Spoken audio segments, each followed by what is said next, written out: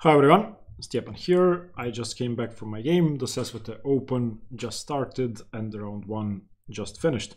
In round 1 I faced a low-rated opponent, about 1200. By the way, say hi to Milan. Hello guys. Milan is staying at my place. He doesn't want to record with me, but it's okay.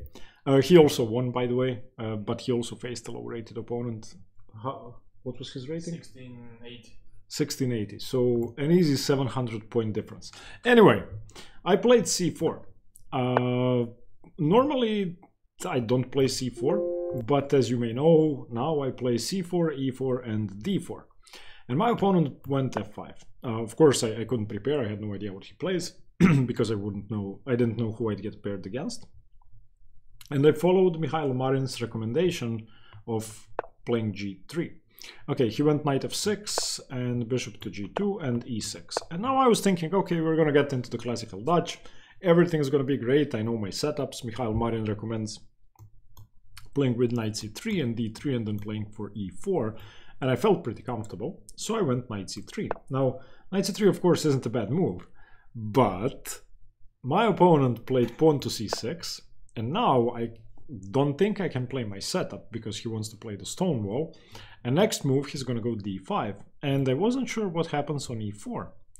E4 does not seem like a good move to me. This has been played once, and fe4 has been played, and I guess after knight e4, d5 still, and what do? I have to take the knight on f6, then queen takes. Maybe I can go queen c2, or rook b1, b3, bishop b2 and play that way, but I wasn't sure what's going on here. So after c6 I went d4 into a normal stone wall. Now alternatively I could have gone knight f3 instead of knight c3, which now allows me, if he goes c6 to castle and on d5 in the stone wall, I can now go d3 and still play the English and play b3 with either bishop b2 or bishop a3, which is a normal idea to exchange the good stone wall bishop. But after knight c3, none of that was possible. Okay, so he went c6, I went d4, and okay, normal stonewall, this is now the main line. And when he played d5, I didn't want to go into the main lines, which I don't know that well, because I normally keep my knight on b1 and go bishop a3. Those are the main lines I do know. So, and he was playing pretty quickly. So I decided to do something that I know is equal. And I know that if black plays correctly, black is going to be fine, but the position is very complicated if black plays correctly. If black doesn't play correctly, then it's slightly better for white. I took on d5, and you never take on d5, because after ed5 black is fine, and I would have played knight h3, and on bishop e7 I would have played bishop g5. This is something I've played before, and I know this. Now that being said, cd5 isn't the optimal move. You should go knight f3, and then on bishop d6, both sides castle. I go queen c2, he goes knight e4, and normal stonewall. But cd5 isn't a big mistake. It's just an equal position if they take ed. However, my opponent took cd5, which again is very close to equal, but it now becomes much easier to play for white. And the very simple reason is I've played down the c-file, so does he, but this bishop is highlighted as a very bad piece, because by the time he does this, the normal stonewall stuff with the bishop, I will have gained a ton of initiative on the queen side. Or if he decides to do something with the bishop on this side of the board, well, it simply doesn't work. Also, e5 doesn't work. And basically, I'm not going to get attacked. And even though the structure is symmetrical, I just have a better piece. Here, I could have gone knight f3, but again, he would have played bishop d6, I'm pretty sure. So I went bishop f4, and my idea was as follows. It may not be a good idea, but my idea was I want to exchange this knight for this knight, and I want to exchange this bishop for this bishop, which means that he'll be left with his bad light squared bishop. That was the conceptual idea. So I played bishop e5. I'm not afraid of knight h5, because if knight h5, I can probably play bishop b8, followed by e4, and now the knight is hanging, and this pawn is hanging, and he probably has to play knight f6. And now I can simply take on f5 with a very good position. He has two weaknesses and a very unsafe king. I can play knight f3, or I can even go knight d2 with the idea of knight f4 and castle and just put pressure on the pawn. So on bishop f4, knight h5 doesn't work straight away. He went knight c6, now it does work. So now I played knight f3, and the idea is if knight h5, I'm going to go bishop e5. Or maybe even bishop e3, I wasn't sure. But he played queen b6, and now I had a pretty long thing. This was my first really big thing of the game. I think it was about 5 minutes. By the way, this is a classical tournament, 90 plus 30, standard chess. So the easiest move, you don't have to calculate, is just rook b1. But castles is extremely interesting, and it depends on how good your opponent is, whether this move works or not. Of course, black should not take the pawn. If black takes the pawn, well, firstly, if black doesn't take the pawn, then why do you play queen b6? I thought that black shouldn't take the pawn. So if queen b2, I was analyzing queen d3, and then if queen b6, white is immediately winning, which this seemed like the most obvious move. Now I go rook to b1, and his only move is, I guess, queen d8. I don't think queen a5 works. On queen a5, I have rook b5. On queen a6, I can take. So if queen d8, for example, then knight b5. Or I can just play knight b5 anyway. And this is going to be very problematic for black to handle. But if queen to d3, black can play a6 to prevent knight b5. And now if I go rook b1, either rook, then queen a3. And the queen has a way back. And I wasn't sure whether this is worth the pawn or not. Of course, I have a lead in development and I can play something like knight e5, but I wasn't convinced. When I checked it with the engine says this is okay for white, but rook b1 is also okay. Rook b1 is much worse than castles, I should say, but okay, it's not a bad move. He went knight e4 standard, and I castled. Of course, I don't mind knight c3 because it gives me the c4 pawn break. He played bishop d7, and now I could have gone knight e4. And this, I saw something, but I couldn't calculate it properly. So if I go knight e4, he takes f e4, then I go knight e5. And if queen takes d4, I'm a pawn down, but I play knight d7, king d7, and bishop h3. And I saw this position. But in all of my variations, I'd calculated in that he trades queens first. So we end up with something like, let's say something like this, where I'm threatening rook takes d5. But I couldn't make it work. I mean, maybe this is okay for white. The engine says this is much better than what I did, but in my mind, maybe this is okay for white, but maybe I'm just a pawn down. I don't know. So I couldn't figure out all of this. So I played a move that basically sets up another trap. It's not a trap, it's a strategic idea that I wanted to go for. I wanted to, as I said, exchange these two for these two, and ideally these two as well. I just want him to be left with light squared bishop. So I played the move e3. Now this does two things. Opens up my queen towards h5, so any g5 can be met with knight e5, and queen h5 is going to be the end of the game. Or another thing it does, it defends my d-pawn, and it provokes g5. And he can play bishop e7 to prepare g5. And my idea was, of course, knight to e5. Now g5 loses straight away. If g5, then queen h5, and black is forced to resign, because if king f8, it's mate. If king to d8, then knight f7, and the king has to go to c8, and I just pick up a free rook. Okay, he's going to get my bishop, but that doesn't really matter. I'm too much material up. So after knight e5, he has to take. And then I get this lovely bishop on e5, and I'm thinking, okay, he's going to castle. It should be about equal, but I'm one step closer to trading off the material to the middle game or end game I want to get. Before we continue with the game, I would like to thank the sponsor of today's video, Chessbook. Chessbook is a great tool for working on your repertoire. It's easy to use, it's easy to navigate, and what you do with it is that you import your repertoire and then you practice it. You can import it either by hand or by uploading a PGN, which is what I normally do. So you can just go to your black repertoire, import, and for example, create a Lee chess study and import it into Chessbook, or you can add the repertoire by hand. So I played the English in this game and I was confused. So let's add that to my repertoire. So I played c4, He played f5 and I went g3, which is fine. This is my English repertoire according to Mikhail Marin. After knight f6, I did go bishop to g2. He went e6, which is fine. And in the game, I went knight c3, and you saw what happened. I was forced into a suboptimal stone wall. So now my repertoire is going to be knight f3 against the Dutch. And let's keep adding the moves. Let's say he goes c6 now. We are going to castle. And then after d5, we're going to go d3. And this is the position I wanted to get. Bishop d6. Yeah, I can go knight c3 or I can go b3. Let's say knight c3 and black castles. And then at some point, I'm going to go b3. And my bishop is going to be fianchetto. So that's what I wanted to do. So now what I can do, I can save the moves to my repertoire. And I can practice the moves. Let's practice the moves. So c4.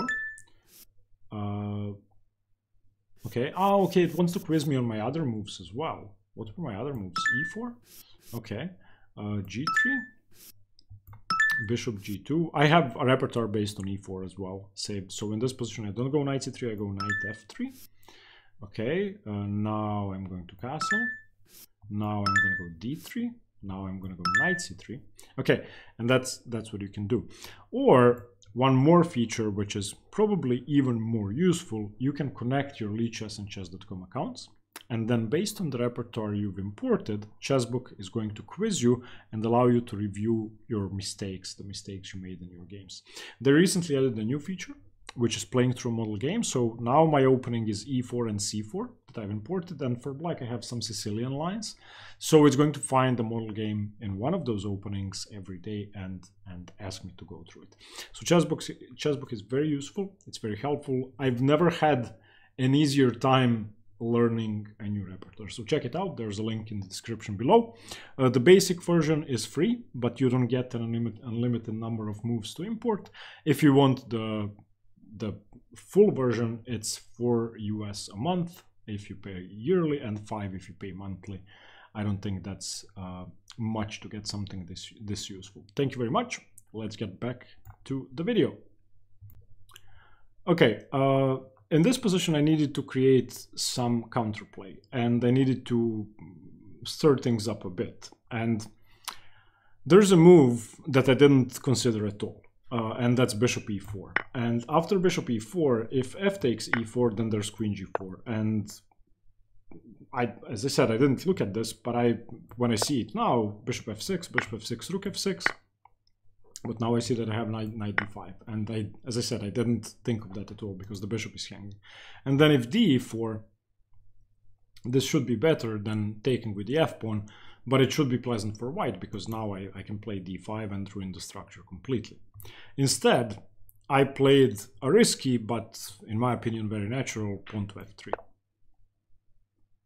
And f3 just invites him to take my knight, and I would love him to take my knight because this is his only good piece and I would like to break with e4.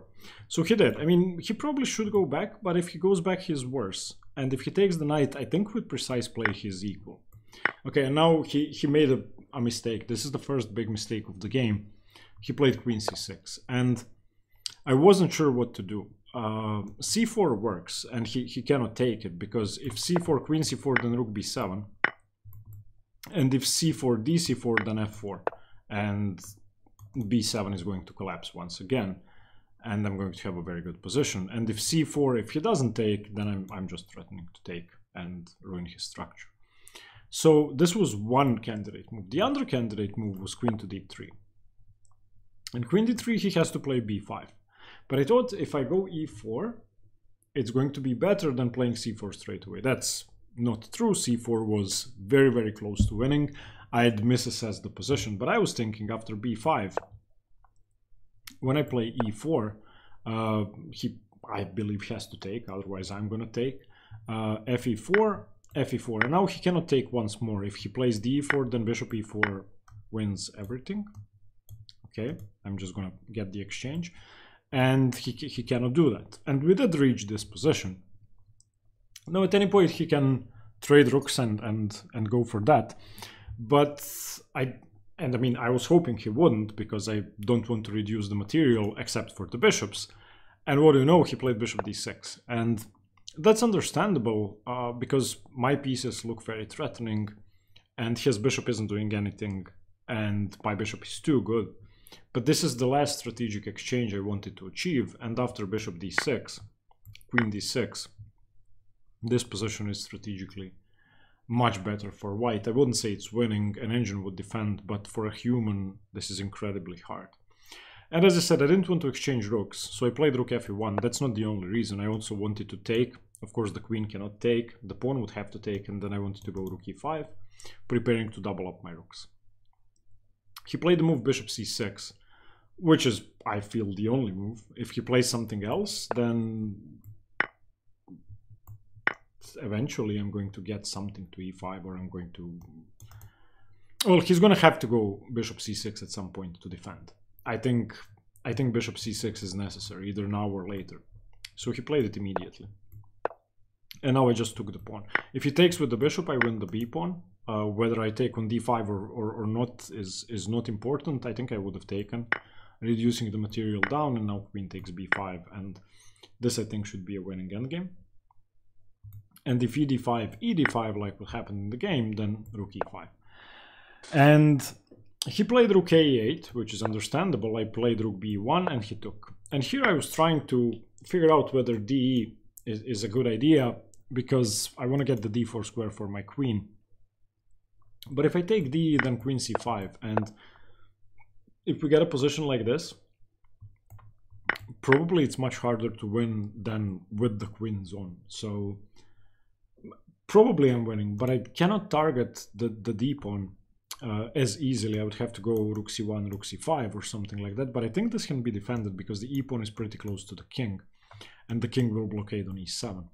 So I decided to keep the queens on the board and just played rook e5. And one of the main reasons I went for this instead of d takes e5 is because I saw that he couldn't go rook e8, which is, I don't mean to be insulting, but rook e8 is a move a beginner would consider definitely, and because it exchanges rooks, but it loses in one move. And it was very hard for me to come up with a move for black when I was calculating rook e5. I came up with rook f6 with the idea of rook e6, because then the rook isn't hanging. First, I'm going to show you the tactic he had missed. He played rook e8 and I just took on d5.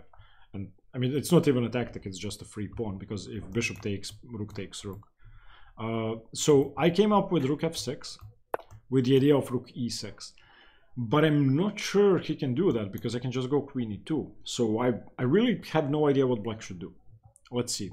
The engine says queen a3 is the best move. Yeah, I was looking at queen a3, but I didn't think queen a3 worked. If queen a3, then I was going to go queen d2.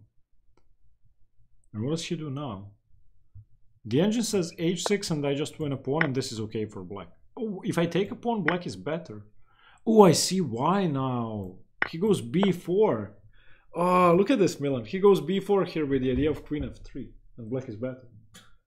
Jesus. Okay, it's equal, but still, this is a very nice move. If I go c4, then queen f3.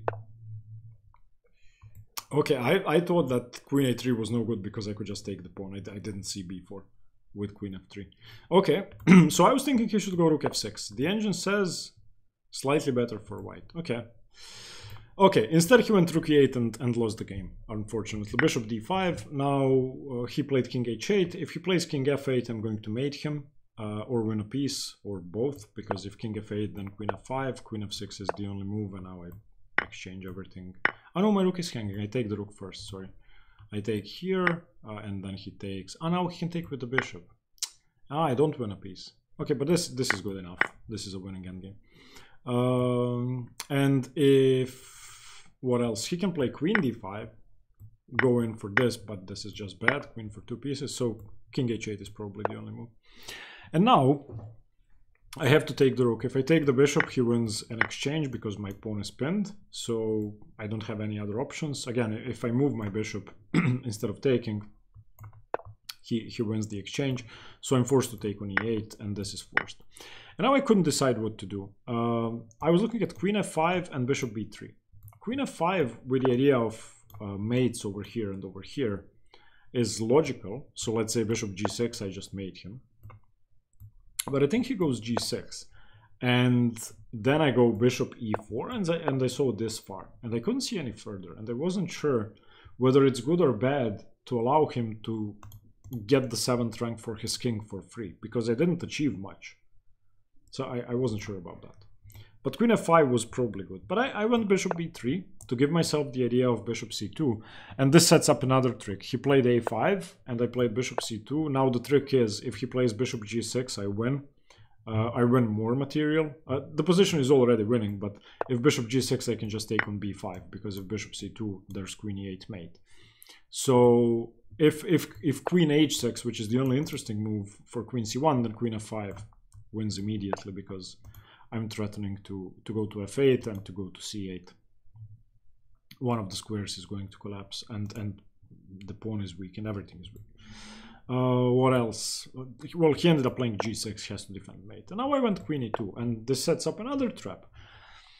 I don't know what he should do, but I know that if I play queen e5 check, the game is over immediately, because my pawns are on dark squares, and my king is going to go f2, e3, d4, c5, and he's going to resign. The bishop is also hanging, so probably he should go bishop f7, because then this pawn is hanging, and if I go queen e5, he takes the pawn and has a passed pawn, so I couldn't go queen e5. But I can take on b5, and if he takes on a2, I take on a5, so this is also losing.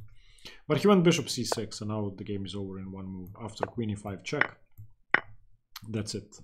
If we try a simple race, then black just loses the race, and now black has to make a move, let's say something like this, and that's over. And if not that, then let's say a4, preventing bishop b3, then I can just go king c5, and once the bishop moves away, I can just pick up both pawns, or no, sorry, yeah, I can actually, I can just do this and trade, and then bring my bishop back to blockade. So that's a simple race, but he didn't go for a simple race. He played a4. b4 wasn't more interesting, because after this I can just play bishop b3. He went a4, I went a3, just put a pawn on dark square. Now my bishop is guarding all the entry points, and the black king can never infiltrate. That's why the endgame is so hopeless. King g7, king f2, and now he didn't even come to e6. He played g5, and after king e3 he played h5, which basically loses to tempi and makes it much easier. King d4, king f7, and king c5 was the last move of the game. His bishop is hanging, the d6 square is hanging, the b5 pawn is hanging. If he saves the bishop, for example, bishop e8, then I don't take the pawns. I just go king d6 and promote my pawn. There is no way for him to prevent me from promoting my pawn. Or worst case, I'm going to get the bishop to c6. He's going to have to trade, and then it's going to be a king and pawn endgame where I have the extra a and c pawns. So I think, well, okay, I was confused in the opening. I messed up the move order. I wasn't comfortable. I chose a suboptimal line because I didn't want to go into the main lines I didn't know. And the game was equal. But I managed to get the exchanges I wanted and win. Tomorrow I'm playing my former coach, an international master, so cross your fingers. I'll let you know how the game goes tomorrow. Thank you very much for watching. Stay tuned for more chess. Bye bye.